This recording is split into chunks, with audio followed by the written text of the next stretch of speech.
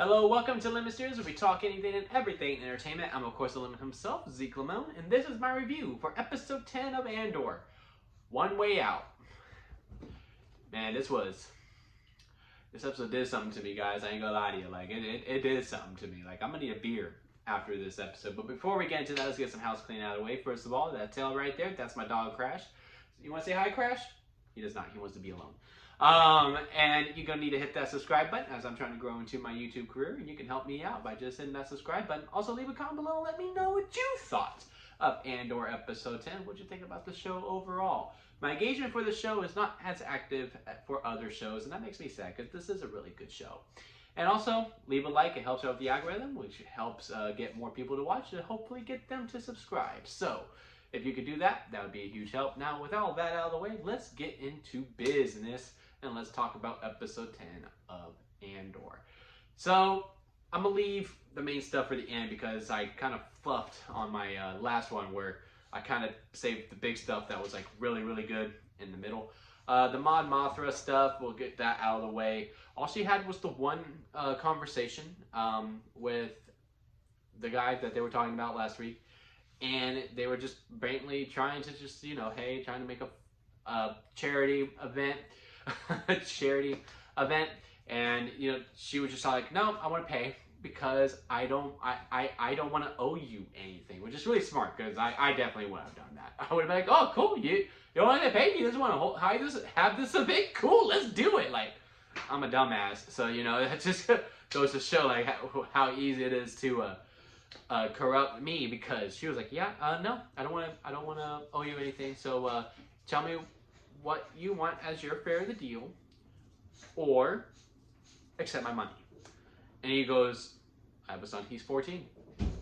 No. She's like, no, we're not going to do that. And he goes, hey, no, I'm not saying betroth him. Oh, he wants to say hi now.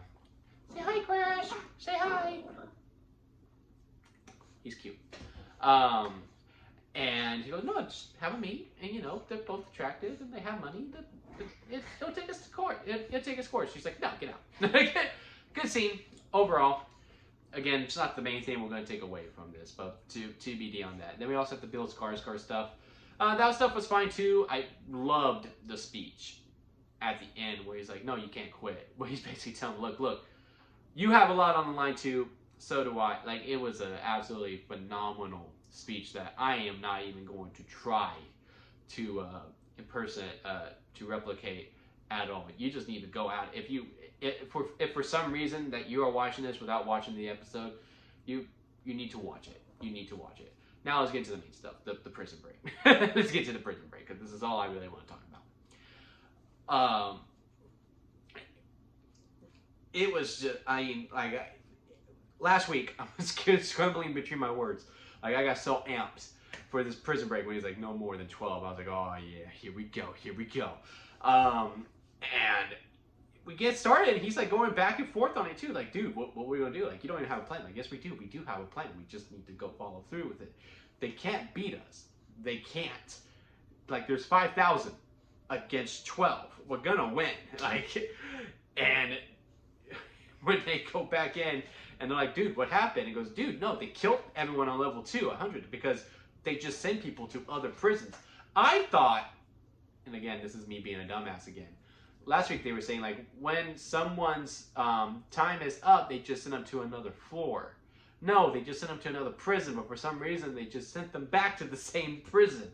So I got my wires crossed, and then, Andy Serkis doing a great Andy Serkis speech, and oh my God, man, Andy Serkis. We'll talk more about him in the end. And he's like, no, they just gotta send us to another prison. We're just here to serve, and we gotta get out of here because we're gonna get out of here or we're gonna die trying. Like, there's no way about it. And then it's just from the get-go, like, all right, you go. Like, just the choreography of it, making it wet, the water, and boom.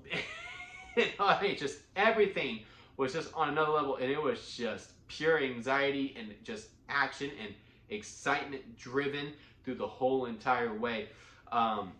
Once, they realized, oh shit, we're being attacked, and like, okay, now we gotta get the guards. It was like a video game. in a way. Like where your character is stuck in jail, you made your friends, and you know it has a time jump. Like, all right, now it's time to do the plan. Okay, you got to break the water, and like, you know, I can see it. Like, hit square to remove the tile. Okay, now you hit this. All right, now stuff is broken. You get back into position. All right, now you get up to the second floor. Okay, now you have a gun, and then you start shooting, and then okay, now we get reloaded, and now we're going to floor by floor, getting everyone out. Like, it was just very video game gameplay like to me the whole entire way. And it was just a beautiful scene. And Andy Serkis gives another beautiful speech, and he steals some of the words from Cassian of like, look, I'd rather get out of here. I'm butchering it again. This is something you just need to go out of your way and watch. You just really need to go out of your way and watch this episode. And they really are painting Andor like he's not a leader, but he can inspire the person who needs to lead the mission. Because for some reason they don't want to follow Cassian, even though he's telling everyone the right thing. But, you know, as soon as Andy Serkis speaks, but again, he's been their leader the whole entire time. And boom, they start listening. And man, and then they get out. You know, after he gives that speech, they get there and he stops. And Andor's like, what are you doing? He goes, I can't swim. I'm like, oh, that's why he was holding on to this hope for so long to get out of here. And he was like, damn, man, I'm moving to another prison. Because I could have seen why now he was struggling back and forth, because he was like, you know, if I go to, okay, so I'm never getting out, but if I go to the other prison and there is land there, I could probably just escape on that one, because then I can actually live. But man, he did the right thing. He cared about his people. Because I thought he was going to die. I thought he was going to sacrifice himself to save them, to make sure they got out.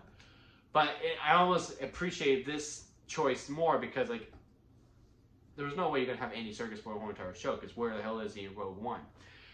But that choice of like, no, I care about my men. They're going to get out of here, even if that means I'm not going to. Or if he did jump and he died anyway. But man, what a bitter way to say goodbye to Andy Serkis's character, because man, I don't care. I don't know how the Emmys work. I don't know if there's like an episode requirement that you have to be in to be considered for, you know, a Best Supporting Actress or Best Supporting Actor. But give it to Andy Serkis. At least get him nominated, man, because that was just absolutely a phenomenal performance in all 4 episodes that he is in. I absolutely loved his performance, and I am sad to see him go and never see him again. But yeah, man, that's episode 9 for Andor. I absolutely loved it. Again, let me know what y'all thought about it down in the comment section below. Like this video if you did enjoy it, and hit that subscribe button as I'm trying to grow into my YouTube career. And that's going to be it for me, guys. I'll see you here next time at Lemon Studios.